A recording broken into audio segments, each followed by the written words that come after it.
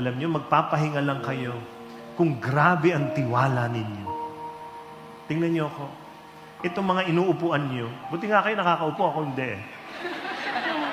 Yang inuupuan niyo, di ba pag umupo na kayo, relax na relax kayo eh. May umuupo ba dito na pag-upo, parang walang tiwala doon sa upuan? Meron ba? Nasubukan niyo na yun? Wala kang tiwala sa upuan? Mahulog to eh. Di ba kayo kung makaupo talagang ganun eh? Yung iba pa nga ganun pa eh. Tulog eh. Kasi makaramdam lang ng aircon, nakakantok ka. Bakit kayo nakaka-relax? Kasi may tiwala kayo sa upuan. Question. Kilala niyo ba yung gumawa niya? Hindi. Alam niyo pangalan niya? Hindi rin.